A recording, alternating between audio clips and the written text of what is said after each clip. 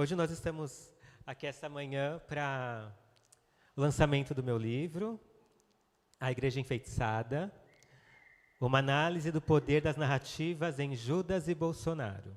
E como prometido, eu não falarei sobre política. Mas como a Vi comentou aqui, tudo é política. Né? Então a gente tem uma percepção sobre política muito enviesada. Né? A gente acha que política tem a ver com o partido político, mas não. A política ela tem a ver com o bem-estar de todas as pessoas.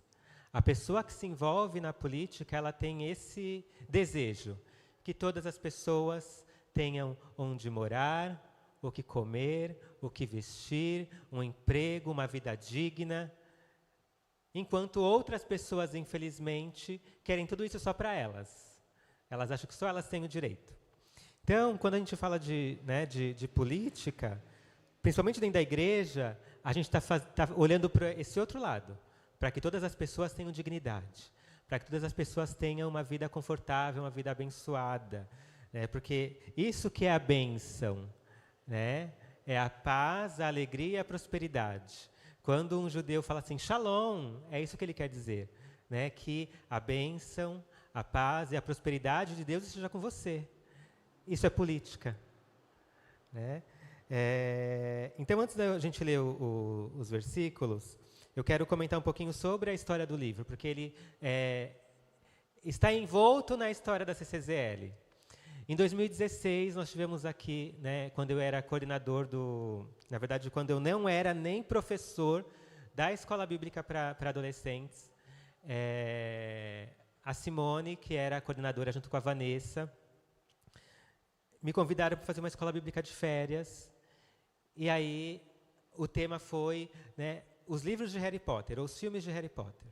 A gente queria pegar trechos que tinham uma noção bíblica nos filmes para ensinar a Bíblia para os adolescentes, as crianças, que gostavam dessa leitura, gostavam dos filmes. E o texto que, para começar essa escola bíblica, foi o texto que nós vamos ler hoje, que fala sobre feitiçaria. E lá naquela época, lá em 2016, esse texto me chamou muita atenção, porque o que a gente tem de ideia do que é feitiçaria? Né? Se eu perguntar aqui para vocês, o que é feitiçaria para você? Você vai me responder o que a gente tem como senso comum, que feitiçaria é a manipulação de objetos, de algo físico, para que um poder espiritual intervenha na minha vida material. Então você fala assim, cuidado com o que as pessoas te dão de presente. Porque você pode ganhar um presente e a pessoa tem inveja de você. E aí você vai colocar aquele presente na sua casa e aí sua planta vai morrer, porque tá enfeitiçado. A gente tem medo quando a gente passa na rua e vê uma oferenda de uma religião de matriz africana e fala, nossa, não passa perto, porque senão você vai ser enfeitiçado. Por quê? Porque ali tem objetos, tem coisas materiais, que tem um simbolismo espiritual para quem é daquela fé, mas para a gente que é cristão, nós somos ensinados que aquilo é um feitiço. É um trabalho para amarrar a vida de alguém, para trazer o amor em 7 dias. A gente tem uma noção muito enviesada do que é o feitiço, do que é a feitiçaria. Contrário do que a Bíblia nos ensina sobre o que é feitiçaria. Então, esse texto ele me chamou a atenção e eu comecei a me debruçar a entender este texto. E aí, com o tempo, aquilo foi se transformando no meu coração e eu tinha um bloco de notas onde eu ia anotando todas as referências que tinham a ver, todo livro que eu lia, que tinha a ver com aquela situação, com essa situação, eu ia anotando. E aí começa a pandemia. E aí, não sei se vocês se recordam das igrejas que, durante a quarentena, lá em março de 2020, foram fechadas e as pessoas começaram a ir para a rua orar para não fechar as igrejas. E eu fiquei pensando, gente, mas é um vírus, transmite no ar. vai morrer um monte de gente. Por que eu estou orando para abrir igreja? Tem que orar para fechar, para ter vacina. E aquilo foi me incomodando, e aí teve uma situação de um irmão aqui da igreja que colocou no grupo de WhatsApp do grupo dos homens, né, um vídeo dessas igrejas, né, na rua, o pessoal orando e tudo, e idolatrando o presidente, porque o presidente não vai deixar fechar as igrejas. E aquilo, né, me incomodou de uma forma tão grande que eu mandei um áudio para o pastor Daniel falando e relacionando o que eu já tinha aprendido sobre a feitiçaria bíblica, né, num contexto bíblico, com aquela situação. Só que, irmãos, assim, eu tinha tanta anotação, e eu não conseguia colocar em ordem aquilo. Assim. Eu tinha as anotações e não conseguia pôr em ordem. Mas quando foi no final da pandemia, lá em 2022, a gente já estava voltando, né? Eu assisti um vídeo da Rita Von Hunt, que é uma drag queen, professora, né, palestrante, e ela falava sobre a eficácia simbólica. Um texto de um antropólogo chamado Levi Strauss, que ele trata sobre a feitiçaria, quando ele veio aqui para o Brasil, lá em 1800 e não sei quanto, para estudar as tribos indígenas, e ele fala sobre os xamãs, como que um xamã, né, manifesta o poder dele através da narrativa. E eu fiquei impressionado com aquilo, e aquele texto foi a liga que eu precisava para entender aquilo que Deus já estava colocando no meu coração sobre a questão da feitiçaria. E aí não era para surgir um livro, não era para ter um livro. Era um texto para mim, era para minhas indagações, para mim, né, para aquilo que o meu coração estava questionando. E aí eu escrevi, coloquei em ordem o texto, levei 45 dias para poder colocar em ordem tudo que eu tinha anotado, todas as pesquisas que eu tinha feito, todos os textos e entrelaçamentos entre uma coisa e outra. E eu tinha escrito, né, eu comecei com 5 páginas, que foi essa questão, né, lá em 2016, sobre a feitiçaria, e quando eu olhei já tinha mais de 80 páginas escrito sobre isso. E aí dá origem ao livro, porque aí eu mandei para a Patrícia Crepaldi, da editora Emó, que vende os meus livros, o livro infantil, A Menina que Já Nasceu Criança. E aí, então, ela falou, Davi, é um livro, vamos lançar. Eu tinha um outro infantil para lançar antes, e ela colocou na frente, por conta do contexto que a gente vive, não só político, mas social, que o livro retrata. Tá? Mas então vamos ao texto bíblico. Em 1 Samuel, capítulo 15.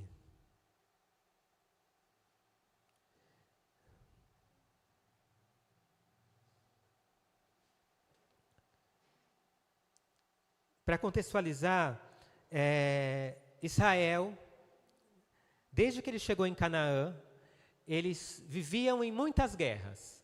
Porque eram várias tribos separadas num espaço geográfico razoavelmente grande, em locais, né, em um local muito estratégico, próximo de 2 potências, né, 2 países, impérios enormes, Egito e Assíria, e ele ficava no meio. Então, toda vez que eles plantavam e tinha a colheita, esses povos invadiam Israel e roubavam a colheita deles. E aí isso está descrito lá no livro de Josué, no livro de Juízes, que fala muito sobre isso. E aí chega, o povo percebe, né, o povo de Israel percebe que assim, esses outros povos que nos invadem, eles têm rei. Eles têm alguém que vai lá guerrear por eles. E a gente não. A gente só confia em Deus. A gente quer um rei. E aí o povo vai no profeta Samuel, começa, né, a discutir com Samuel, a gente quer um rei, a gente quer um rei. Samuel fala, olha, vocês estão pedindo, não vai dar bom. Mas o povo insiste, e aí Saul é ungido rei de Israel, o primeiro rei de Israel. E o nome de Saul é pedido, porque foi um pedido do povo. E aí aqui no capítulo 15, o profeta Samuel vai até Saul e diz assim, Samuel disse a Saul, eu sou aquele a quem o Senhor enviou para ungí-lo como rei de Israel, o povo dele, Por isso, escute agora a mensagem do Senhor. Assim diz o Senhor dos Exércitos: castigarei os amalequitas pelo que fizeram a Israel, atacando-os quando saíam do Egito. Agora vão, ataquem os amalequitas e consagrem ao Senhor para a destruição tudo o que lhes pertence. Não os poupem, matem homens, mulheres, crianças, recém-nascidos, bois, ovelhas, camelos e jumentos. Então convocou Saul os homens e os reuniu em Telaém 200.000 soldados de infantaria e 10.000 homens de Judá. Saul foi à cidade de Ameleque e armou uma emboscada no vale. Então disse os queneus: retirem-se, saiam do meio dos amalequitas, para que eu não os destrua junto com eles, pois vocês foram bondosos com os israelitas quando eles estavam vindo do Egito. Então os queneus saíram do meio dos amalequitas. E Saul atacou os amalequitas por todo o caminho desde Avilá até Sur, a leste do Egito. Capturou vivo Agag, rei dos amalequitas, e exterminou o seu povo. Mas Saul e o exército pouparam a Agag, e o melhor das ovelhas e dos bois, os bezerros gordos e os cordeiros. Pouparam tudo o que era bom, mas a tudo que era desprezível e inútil destruíram por completo. Então o Senhor falou a Samuel: arrependo-me de ter constituído a Saul rei, pois ele me abandonou e não seguiu as minhas instruções. Samuel ficou irado e clamou ao Senhor toda aquela noite. De madrugada, Samuel foi ao encontro de Saul, mas lhe disseram: Saul foi para o Carmelo, onde ergueu um monumento em sua própria honra, e depois foi para Gilgal. Quando Samuel o encontrou, Saul disse: o Senhor o abençoe, segui as instruções do Senhor. Samuel, porém, perguntou: então que balido de ovelhas é esse que eu ouço com os meus próprios ouvidos? Que mugido de bois é este que eu estou ouvindo? Respondeu Saul: os soldados os trouxeram dos amalequitas. Eles pouparam o melhor das ovelhas e dos bois para sacrificarem ao Senhor seu Deus, mas destruíram totalmente o restante. Samuel disse a Saul: fique quieto, eu lhe direi o que o Senhor me falou esta noite. Respondeu Saul: diga-me. E Samuel disse: embora pequeno aos seus próprios olhos, você não se tornou o líder das tribos de Israel? O Senhor o ungiu como rei sobre Israel e o enviou numa missão ordenando: vá e destrua completamente aquele povo ímpio, os amalequitas, guerreie contra eles até que os tenha eliminado. Por que você não obedeceu o Senhor? Por que se lançou sobre os despojos e fez o que o Senhor reprova?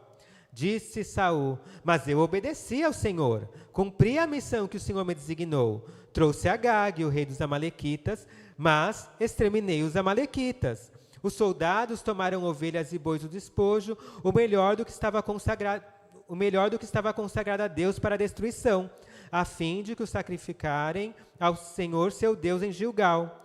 Samuel, porém, respondeu: Acaso tem o Senhor tanto prazer em holocaustos e em sacrifícios, quanto em quem obedeça a sua palavra?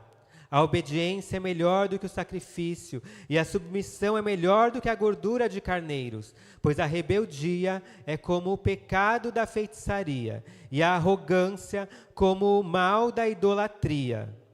Assim como você rejeitou a palavra do Senhor, ele o rejeitou como rei. Até aqui.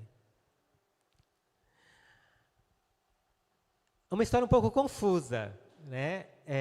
Mas tem alguns pontos nessa palavra que fazem muito sentido com o que eu quero conversar com vocês essa manhã. Como eu falei, se eu questiono vocês sobre feitiçaria, a gente vai ter essa ideia de senso comum sobre o que é feitiçaria.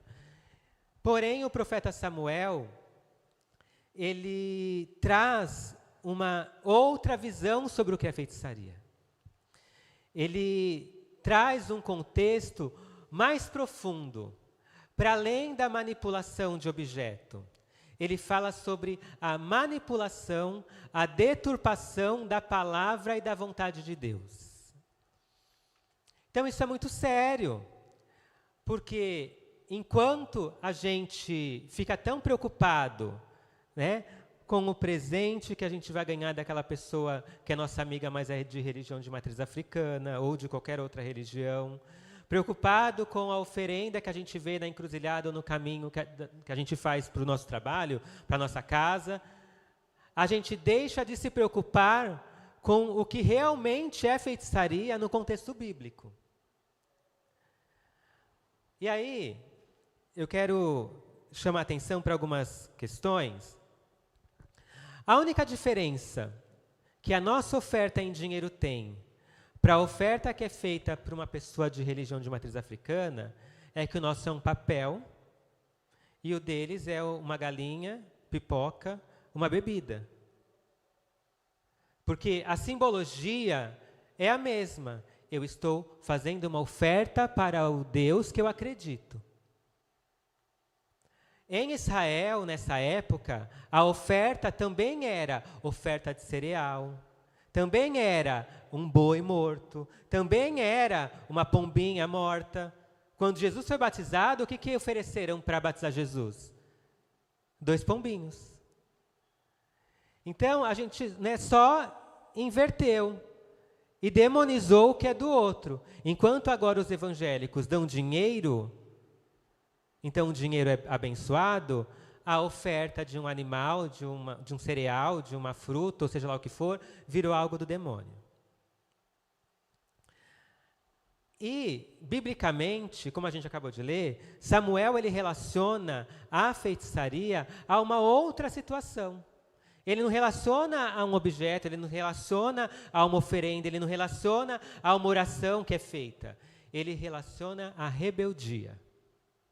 O que é ser rebelde? Ser rebelde é aquela pessoa que se opõe.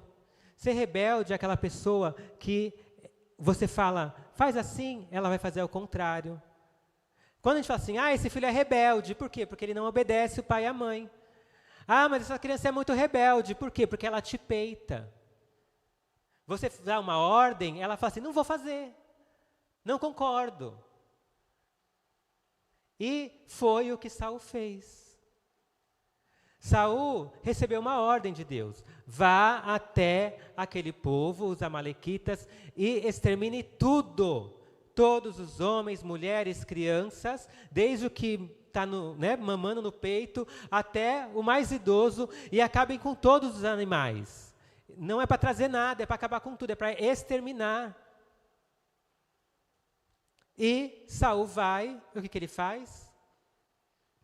Ele traz de volta o rei, que é Agag, e traz de volta o melhor do gado, o melhor ali do que eles tinham, e que tinha valor financeiro. Quando o profeta o questiona, olha, Saul, por que você desobedeceu a Deus? O que ele faz? Eu?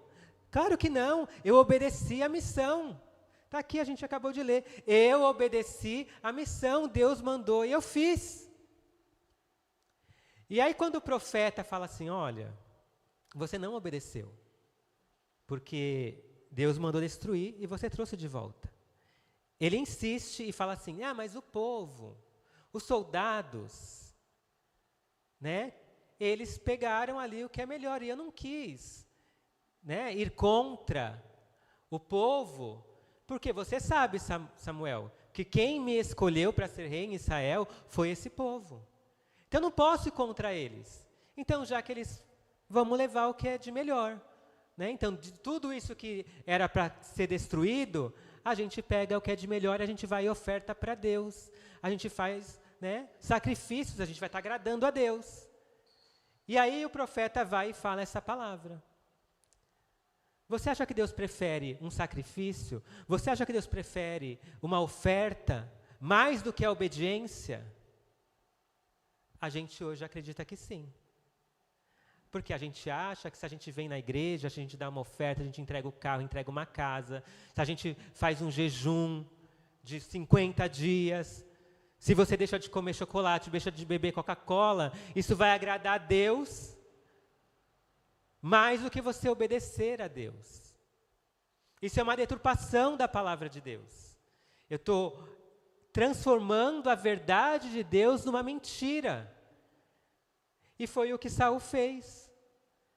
E o profeta fala, olha, a rebeldia, você ir contra a vontade de Deus, você inverter a palavra de Deus, você manipular a palavra de Deus a seu favor, isso é feitiçaria. E a sua arrogância, a sua obstinação em insistir que você estava cumprindo a vontade de Deus, falando, olha, mas Deus disse eu cumpri. Mentindo, usando a palavra de Deus, isso é idolatria. Irmãos, isso é muito sério. Porque se a gente olhar para a igreja católica, evangélica, seja lá qual igreja for, e você parar para analisar com este olhar, a gente fala assim, já está todo mundo perdido. Não tem um justo sequer, como diz a palavra. Não há ninguém que faça o bem, ninguém que entenda. Porque o que acontece aqui? Saul, para a gente pormenorizar, ele comete 4 delitos, 4 pecados. O primeiro foi a rebeldia, em não cumprir a vontade de Deus. Deus pediu para ele lá e exterminar todo mundo. Ele vai e volta, com alguns despojos. Ele faz uma coluna em sua própria honra. O texto diz que ele foi para Gilgal e fez uma coluna, que era tipo um altar que era feito. Abraão fez isso, Jacó fez isso, que era pegar uma pedra, erguer, como se fosse um obelisco, igual ao do Ibirapuera, para a adoração de um Deus. Mas o texto fala que Saul fez isso em sua própria honra, que é a idolatria. Depois, ele insiste na sua versão da história. Não, Deus disse para que eu fosse lá e matasse, eu fiz. E o profeta falava, você fez errado, você trouxe o que Deus falou que não era para trazer. Ele, não, mas Deus disse isso. Que é a arrogância e a obstinação, insistir no erro. Acreditar que aquele erro foi validado por Deus. E a pior situação, que é a feitiçaria, que é ele manipulando a palavra de Deus contra o próprio Deus. Não, mas Deus falou que era para trazer de volta. Eu fiz o que Deus mandou. Então percebe que quando o profeta fala sobre feitiçaria, ele fala sobre coisas muito mais profundas, ele fala sobre coisas muito mais sutis do que está acontecendo, para além da manipulação de um objeto, de uma oração, de uma oferenda. Ele fala de coisas que corrompem os nossos corações, contra a vontade de Deus.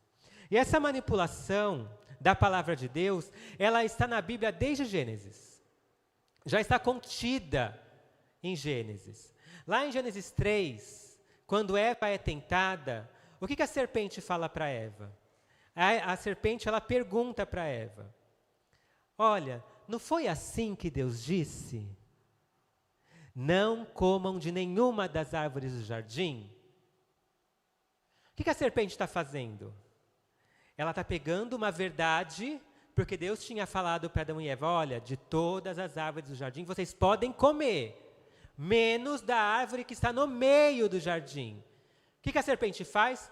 Olha, não foi assim que Deus disse? Afirmando, não foi assim que Deus disse? Não coma de todas as árvores. O que Eva faz? Eva começa a olhar para a árvore do meio do jardim e acha aquela árvore interessante. Fala, poxa vida, essa árvore está com cara de gostosa, esse fruto tem cara de gostoso. Esse fruto, olha como ele é lindo, apetitoso. E foi e comeu. A primeira pessoa a ser enfeitiçada na Bíblia foi Eva. Tanto que o nome da serpente, o nome serpente, na Bíblia, no original, no termo da escritura original da Bíblia, é Nakaush. N-A-K-A-U-S-H. Nakaush. O termo usado para feitiçaria é muito similar. É Naukash. Então, só inverteu o U. Então, a feitiçaria, a manipulação, eu vou usar agora esse termo, a manipulação da palavra de Deus, a inversão da palavra de Deus, já está na Bíblia desde o Gênesis. para que Eva se enganasse. Porque o que a serpente fala, olha, se você comer desse fruto, você vai ser igual a Deus. Você vai ser semelhante a Deus. E, gente, quem não quer ser igual a Deus? Quem não quer ser poderoso? Quem não quer ser onipotente, onisciente, onipresente? A gente não fala assim, eu queria ser uma formiga, né, uma mosquinha para saber o que eles estão fofocando lá dentro. É querer ser onisciente, onipresente, na verdade. Eu queria tanto saber o que se passa na cabeça da dona Ruth. Você quer ser onisciente. Então a gente tem esse desejo, a gente tem desejos. E a feitiçaria trabalha com os nossos desejos. Quando Jesus foi tentado no deserto, o que Satanás faz com ele? Olha, se você é o Filho de Deus, transforme essas pedras em pães. Irmão, Jesus estava com fome, ele estava 40 dias no deserto, sendo tentado. E aí, a manipulação que Satanás faz da palavra contra Jesus é feitiçaria. Porque ele fala, olha, não está escrito, se você cair, vai dar ordem aos anjos para que te guardem, para que você não tropece em pedra alguma? Então se joga aqui do templo, prova que você é o Filho de Deus, se joga. E Jesus fala assim, olha, para trás de mim, Satanás, não tentarás o Senhor teu Deus. Então, a feitiçaria, ela trabalha com os nossos sentimentos, ela apela às nossas emoções, ela apela às nossas ambições, ela apela aos nossos desejos. Por quê? Porque quando fala com a nossa necessidade, a gente se desarma. Quando uma palavra vai ao encontro à sua necessidade, você toma aquilo por verdade, mesmo sendo a maior mentira do mundo. E a feitiçaria, ela trabalha nessa nuance, que a Bíblia vai chamar de concupiscência da carne, concupiscência dos olhos e soberba da vida. Que é o desejo da nossa carne, de a gente ter o que comer, ter o que vestir, estar abrigado, estar saudável, estar com o corpo bonitinho. É o desejo de todo mundo. A concupiscência dos olhos, aquilo que eu olho e me atrai, aquilo que eu olho e eu desejo, aquilo que eu olho e chama a minha atenção. E a soberba da vida, que é o desejo de riqueza, é o desejo de ser um semideus. A Bíblia condena isso desde Gênesis, porque foi o que aconteceu com Eva, até Apocalipse. A gente vai ver Paulo falando sobre isso também.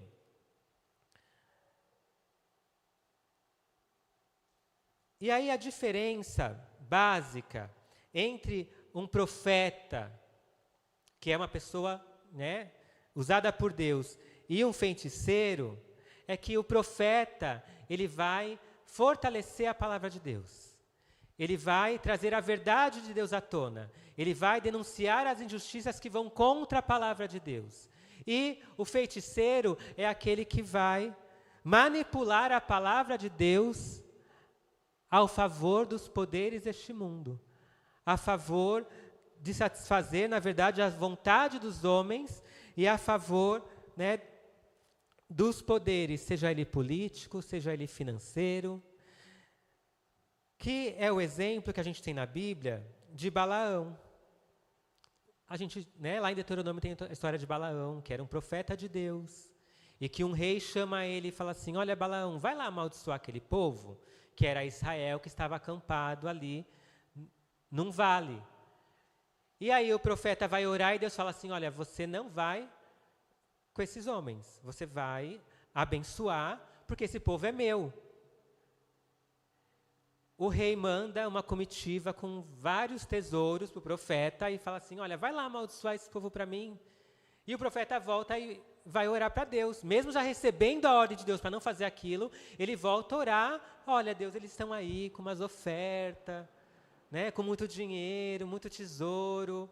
Eu não não posso ir só lá dar uma olhada para ver quem é esse povo?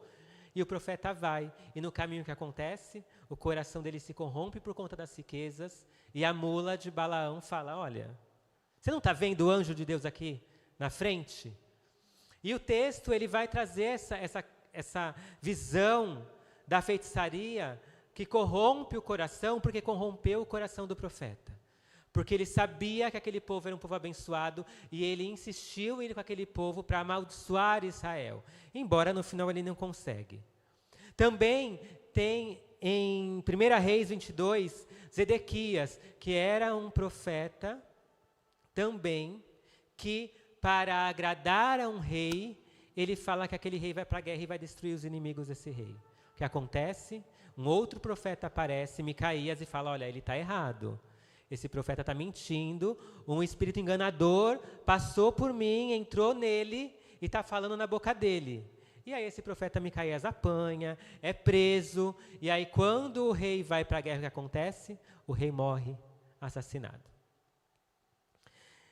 Então, o feiticeiro na Bíblia é aquele que pega a palavra de Deus, pega o texto bíblico e começa a manipular, a pegar texto fora de contexto para angariar poder, seja um poder político, seja um poder financeiro, para ter ganho próprio ou para satisfazer alguma outra pessoa, para dar vantagem para alguma outra pessoa, seja o rei a qual ele se aliou, seja o poder financeiro que o banca. E isso é muito sério, porque, infelizmente, isso acabou entrando na igreja.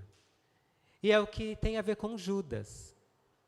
O livro ele vai fazer uma análise da narrativa em Judas e num contexto bolsonarista. O que Judas tem a ver com isso? Judas, ele é um arquétipo. Judas fazia parte dos discípulos de Jesus. Judas era a igreja de Jesus ali, junto com os demais discípulos. Era a eclésia de Jesus. E Judas tinha algumas questões pessoais de crença por conta de quem ele era. Judas, ele fazia parte de um grupo religioso revolucionário que a Bíblia vai chamar de zelotes. A gente tinha lá os fariseus, os saduceus e os zelotes. Dentro dos zelotes havia um grupo armado chamado sicários, da onde vem o nome Iscariotes de Judas. Esses sicários eram um grupo armado revolucionário que acreditava que o Messias, quando viesse, seria um Messias, um rei político, um general de guerra, que iria destruir com os romanos, que ia destruir os inimigos de Israel. Da onde surge essa narrativa? Essa narrativa surge pós o exílio babilônico, quando havia uma necessidade de reunir Israel novamente em prol de uma nação. Então, para reconstruir aquele povo, o que acontece? Vai Neemias, reconstrói os muros de Jerusalém. Vai Esdras e reconstrói o templo. Quando a galera toda que estava no cativeiro volta, os sacerdotes, os escribas e os doutores da lei começam a querer unificar a nação. E para que essa unificação acontecesse, eles pegam algumas referências bíblicas, algumas profecias, e falam assim, olha, está aqui. Vai vir um rei, vai vir um Messias, que vai lutar contra os nossos adversários, vai nos libertar desta opressão que a gente vive desde que a gente chegou nessa terra. Porque se você for olhar, irmãos, você for ler o texto bíblico de Êxodo até Malaquias, que é o último do Novo Testamento, e depois avança nos Evangelhos, você vai ver que aquele povo nunca teve um dia de paz. Eles eram invadidos, tinha guerra, vinha Egito, vinha a Síria, veio o Nabucodonosor com todo o seu exército, invadia aquela terra. Então eles não tinham paz. Então, o que falava ao coração deles? A gente quer ter paz. A gente quer ter um rei que vai nos livrar dos nossos inimigos. A gente quer poder plantar e não ficar com medo que na época de colheita alguém vai invadir aqui e vai roubar tudo que é nosso. A gente quer ter uma vida boa, próspera, como Deus prometeu. Então, esses sacerdotes, que eram mais do que partidos políticos, porque eles brigavam entre si, inclusive, sobre esse entendimento, eles começam a manipular a narrativa sobre Jesus, sobre o Messias, para fazer aquele povo acreditar que viria realmente um rei, um general de guerra, um poderoso para destruir os romanos. Só que se você for ler os profetas que falam sobre Jesus, Isaías vai falar que Jesus seria um servo sofredor. Ele vai falar, lá em Isaías 61, que o ungido, o Messias, viria para pregar boas novas, para restaurar os contritos de coração, para proclamar liberdade aos cativos, abertura de prisão aos povos, aos presos, apregoar o ano aceitável do Senhor, para consolar os tristes, para ordenar alegria em vez de tristeza, glória em vez de cinza. Então, no contexto bíblico, se você for analisar cada um dos profetas, nenhum fala sobre um rei guerreiro, nenhum fala sobre alguém que viria para destruir os outros povos, e sim alguém que viria para converter os corações, para trazer paz, justiça, equidade, para trazer igualdade entre as pessoas. É uma outra narrativa. E Judas, ele tinha esse olhar, porque ele foi ensinado, porque isso era ensinado nas sinagogas, todos os dias, ele tinha essa visão. Tanto que no texto bíblico, quando Jesus fala para os discípulos, olha, o Messias, né, vai vir, vai sofrer na mão dos sacerdotes, dos escribas, dos anciãos, ele vai morrer, ele vai ressuscitar ao terceiro dia. O que os discípulos fazem? Pedro chama Jesus de canto e fala assim para Jesus: você não pode ficar falando sobre que você vai morrer. Não é isso que a gente espera. Você não pode falar que vai morrer. E Jesus fala o que para Pedro? Para trás de mim, Satanás. Você só olha para as coisas do mundo. Então, todos os discípulos, eles ansiavam por este rei. Tanto que Felipe fala assim: Jesus, mostra-nos o Pai. E Jesus fala: vocês não conhecem, eu estou com vocês todos os dias. Você me vê, você vê o Pai. Porque os discípulos ainda estavam confusos, porque eles ouviram desde a infância uma narrativa sobre Jesus, e quando eles encontram Jesus face a face, eles não conseguem reconhecer Jesus. A história mais clara sobre isso é dos discípulos a caminho de Emaús. Assim que Jesus morre, a gente vê lá essa referência bíblica, que Jesus encontra, depois de ressuscitado, 2 discípulos no caminho de Emaús. E eles estão falando sobre, né, a morte de Jesus, e são entristecidos com a morte de Jesus, e eles falam assim: a esperança de Israel acabou, porque a gente acreditava que Jesus era o Messias e ele morreu, e agora o que vai acontecer? A gente acreditava que seria ele, o libertador de Israel, aquele que ia destruir nossos inimigos. E Jesus se aproxima e fala assim: mas do que vocês estão falando? Eles falam: só você que é forasteiro aqui, que não sabe o que aconteceu? Um profeta, um homem de Deus poderoso, que a gente acreditava que ia redimir Israel, foi morto. E aí o texto nos fala que Jesus, desde Gênesis até Malaquias, foi mostrando para eles o que se falava sobre o Messias, para que eles entendessem qual era a real obra de Jesus, que era realmente vir, morrer e ressuscitar.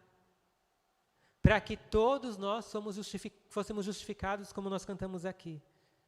Mas a feitiçaria, a manipulação da palavra, a distorção do texto era tão grande que cegou inclusive os discípulos.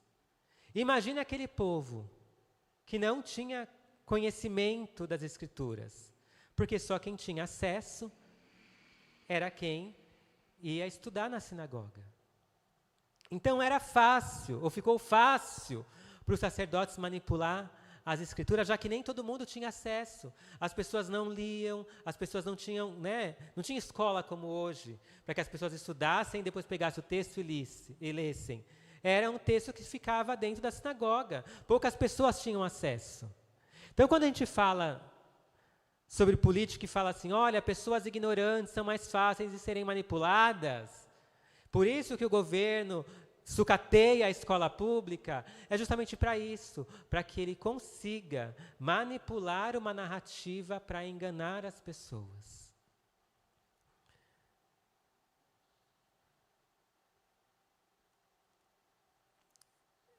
E aí, mas Davi, e o que a igreja tem a ver com isso?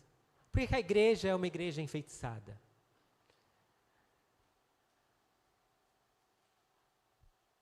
Assim como os discípulos e Judas, foram enfeitiçados por uma narrativa mentirosa sobre o Messias, muitas vezes nós também somos manipulados a acreditar que a Bíblia diz uma coisa que ela não diz. E a feitiçaria, quando ela é colocada em exercício, ela traz algumas situações muito específicas e a pior delas é gerar morte. Quando Eva é enfeitiçada, a morte entra no mundo. Quando Jesus é tentado por Satanás, ele queria matar Jesus. Se joga daqui. Quando Balaão é convocado por aquele rei para amaldiçoar Israel, é porque aquele rei queria lutar contra Israel e vencer Israel. Quando Zedequias fala para o rei, vai lá que você vai vencer, porque Deus está falando para mim que é isso que acontece, o rei vai para a guerra e morre. Então o fruto da feitiçaria sempre vai ser morte. E aí quando Judas, enfeitiçado, acreditando que Jesus era o Messias, e que aquele Messias tinha que ser um soldado e guerrear contra os romanos, o que ele faz? Eu vou dar um jeitinho aqui, vou ajudar Jesus. Eu vou fazer uma situação para que Jesus pega na arma. Só que o texto bíblico, irmãos, ele diz que quando os sacerdotes se reuniram, lá em Mateus 26:5, e decidiram que iam matar Jesus, o texto fala assim que eles decidiram não matar Jesus, ou não prender Jesus, durante a festa, para que o povo não se alvoroçasse. Porque o feiticeiro, ele não é besta. Ele percebe o que está acontecendo para conseguir manipular as pessoas. Ele tem uma percepção boa da realidade. E por que os sacerdotes decidiram não matar Jesus durante a festa? Porque era a festa da Páscoa. Porque era a festa que simbolizava para aquele povo a libertação do Egito. Então, o nacionalismo, o desejo de libertação, a emoção daquele povo, lembrando que Deus era poderoso para tirá-los de uma escravidão e levá-los a uma terra maravilhosa, de paz, que manasse leite e mel, uma terra de prosperidade, estava muito exacerbado. Era um momento de lembrar todos os dias da Páscoa, todo o caminho que os israelitas fizeram para sair do Egito, toda a tribulação que eles enfrentaram ali. Então, era um momento que, se tivesse uma guerrilha, se tivesse uma guerra, o negócio ia ser feio. Então eles já ficaram assim, olha, é melhor não. Só que o texto diz, em Marcos 14:11, que Judas, quando negociou entregar Jesus, buscava uma ocasião oportuna. Então, enquanto os feiticeiros mor lá, os sacerdotes, os escribas, os doutores da lei, sabiam que aquilo poderia se virar contra eles, Judas pensou, não, essa é a hora, esse é o momento exato. E o que acontece? Quando ele chega para trair Jesus, a palavra diz que ele chega e com ele vem uma multidão com espadas e varapaus. O texto diz assim, e logo falando ele ainda, veio Judas, era Jesus que estava falando, que era um dos 12, da parte dos principais sacerdotes e escribas e dos anciões. Ele veio da parte, ele veio mandado por eles.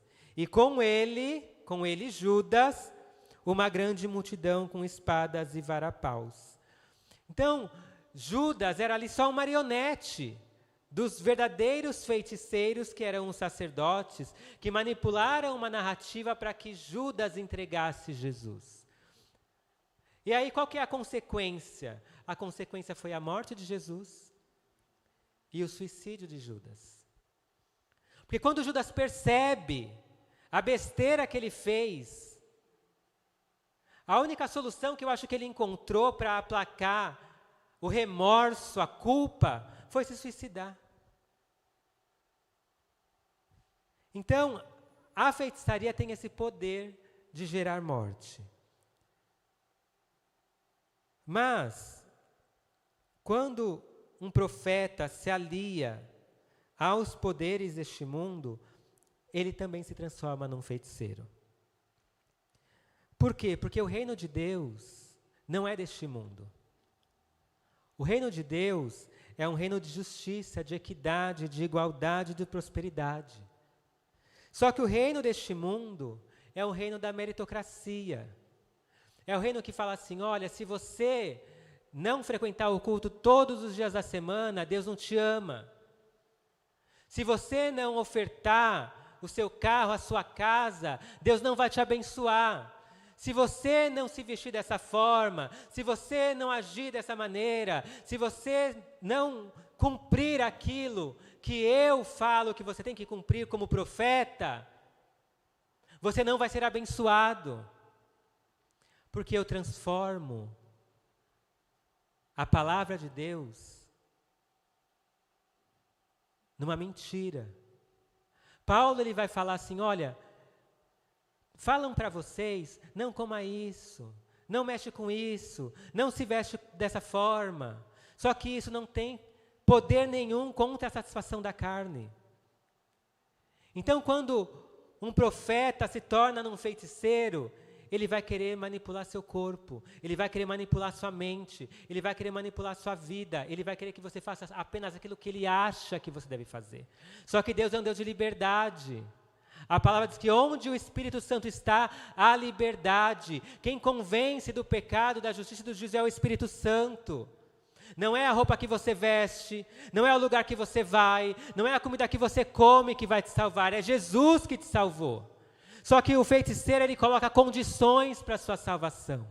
Ele acha que o sacrifício de Jesus não vale de nada. É o mérito. É você parecer crente que vai te salvar.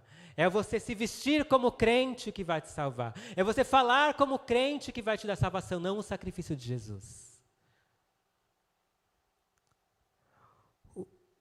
Quando o feiticeiro, né, o profeta, se alia aos poderes deste mundo, ele vai pregar desigualdade. A palavra de Deus diz que não há homem nem mulher, não há escravo nem livre, não há judeu nem grego, todos somos um em Cristo. Há uma igualdade no reino de Deus, não há maior nem menor.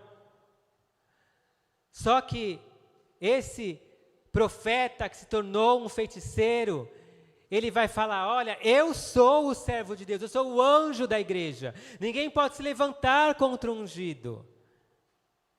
Mulher não pode servir a Deus, mulher não pode pregar. A pessoa LGBT, ela vai para o inferno. Então, ele tira essa igualdade que nós temos no reino de Deus e começa a selecionar quem vai ser salvo. Mas como o Anderson falou aqui de maneira perfeita, quem somos nós para dizer quem tem que ou quem não tem que morrer? Quem de nós recebeu o poder para falar quem vai para o inferno ou não? Irmão, só que a gente faz isso todos os dias. Quem costuma aqui assistir aqueles programas da tarde, policial, da Atena e todos os outros lá, que você assiste e fala assim, nossa, tem que morrer mesmo. O ladrão tem que morrer.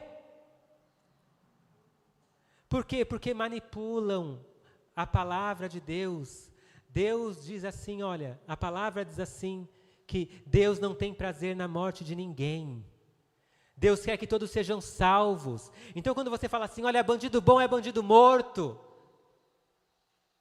você está indo contra a palavra de Deus, porque se ele for preso, vai ter um capelão que vai lá pregar para ele a oportunidade dele ser salvo. Ah, mas deve ter o carro roubado, ter a casa invadida, você também ficaria. Lembra que a feitiçaria mexe com o nosso coração, mexe com os nossos desejos, mexe com a nossa... Então o que vai falar? Ah, eu trabalhei tanto e o ladrão levou. Irai-vos e não pequeis, diz a palavra do Senhor. Irmãos, você pode ficar irado, porque realmente mexe com a gente, tem a nossa casa roubada, tem o celular roubado, tem o carro roubado, a gente fica irado. Fica irado. Deus te dá esse direito, mas desejar a morte do outro, feitiçaria.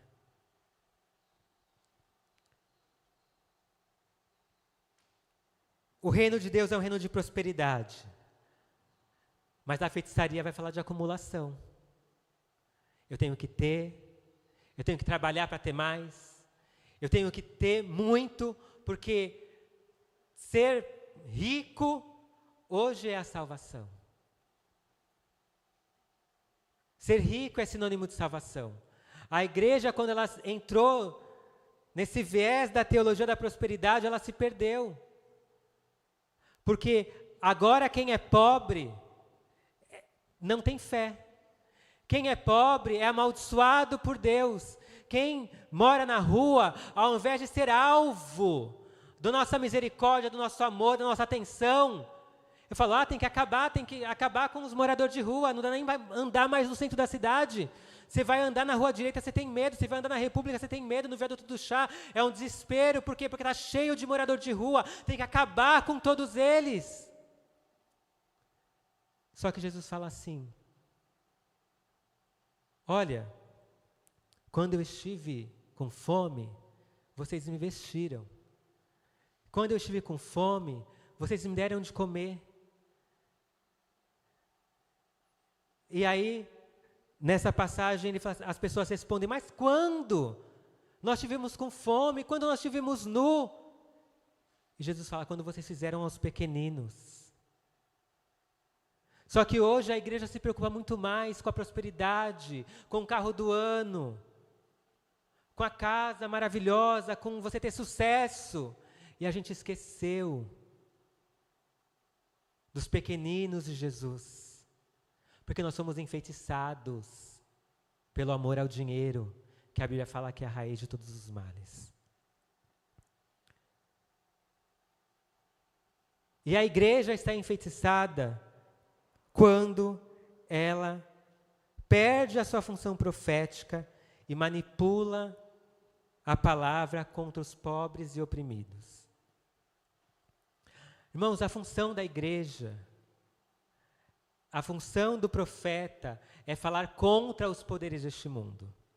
É falar contra a guerra, é falar contra a fome, é falar contra a miséria, é falar contra a falta de moradia, é pregar contra os desmandos do governo, é apontar o dedo na cara de quem aprova uma lei para aumentar a sua conta de energia elétrica, aquele que vai privatizar a água para ela ficar mais cara. A igreja tem esse papel profético de falar aquilo que vai oprimir contra aquilo que vai oprimir o povo.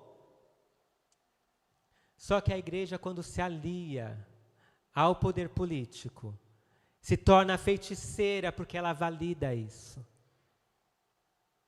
Então, quando a igreja fala que o pobre só é pobre porque é pecador, e ela não olha para pessoas que são bilionárias,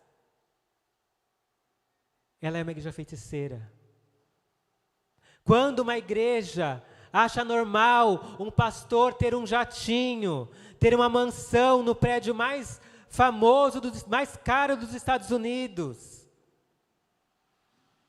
enquanto tem um irmão passando necessidade, enquanto tem um irmão desempregado e que não é ajudado pela igreja, enquanto tem alguém morando de aluguel e o pastor mora numa mansão de milhões, essa igreja está enfeitiçada. Porque assim que o Espírito Santo desceu lá em Pentecostes, as pessoas começaram a vender as suas propriedades para distribuir para quem não tinha.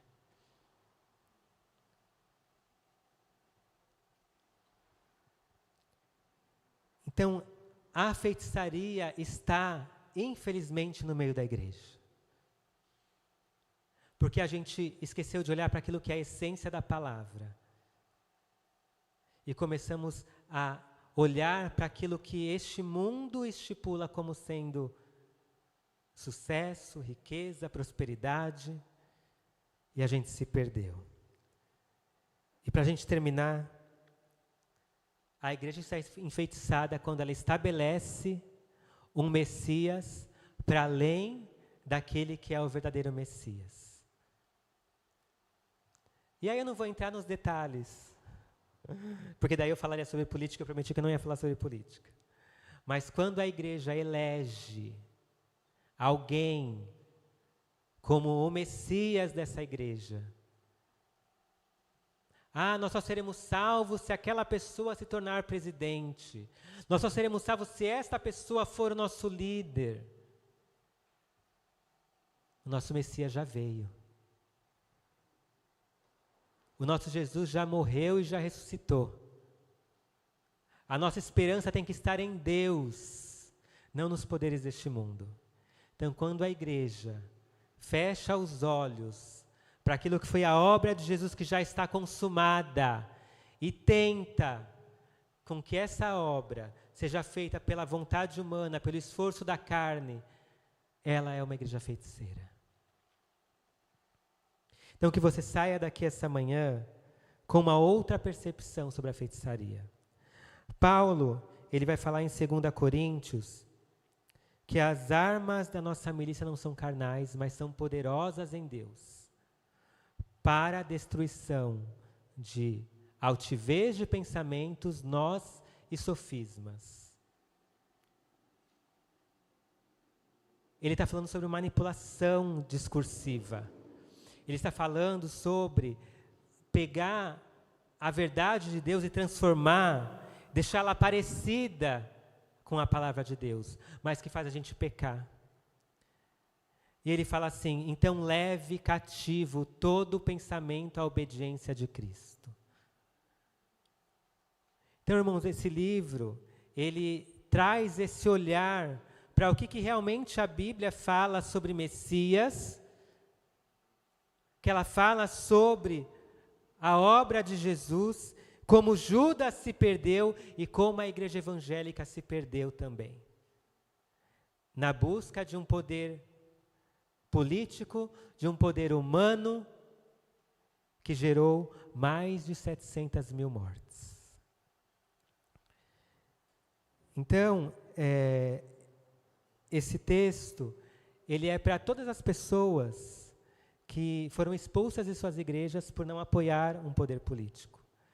Para todas as pessoas que eram pastores, presbíteros, que eram teólogos, tinham seus trabalhos e que falaram contra essa manipulação discursiva que a igreja evangélica foi amarrada e que foram expulsas da sua comunidade, do seu trabalho. Então, que você saia daqui hoje com essa nova ideia sobre feitiçaria e comece a perceber no seu dia a dia todas as chances que o diabo encontra para fazer você pecar contra a palavra de Deus. Que você saia daqui percebendo que é muito sutil e está em todos os lugares. Está no seu trabalho, quando prega a meritocracia. Está na televisão, quando nos faz desejar a morte de alguém. Está numa postagem que você recebe no seu WhatsApp, falando assim, como eu recebi essa semana de 2 pessoas, que nós temos que ficar a favor da guerra de Israel contra o Irã, porque no Irã eles matam pessoas homossexuais e Israel tem parada gay. Feitiçaria, manipulação discursiva. Porque eu não vou desejar a morte de um povo só porque a religião deles fala contra a minha existência. Mas as pessoas são enredadas naquilo que fala ao coração delas. Eu poderia falar, não, tem que morrer todo mundo mesmo, todo o Irã tem que acabar. Mas Deus não deseja a morte de ninguém. Vamos ficar de pé? Vamos louvar ao Senhor para a gente finalizar. Essa canção eu pedi para o Anderson fazer hoje porque ela fala sobre isso, para restaurar a essência da religião. Que Deus restaure em nós a essência do amor de Deus, o amor que nos alcançou. E que tudo aquilo que vá contra o amor de Deus nas nossas vidas, tudo aquilo que entra no nosso coração, que parece verdade porque fala as nossas necessidades, mas que vai contra a palavra de Deus, que possa ser restaurados nesta manhã.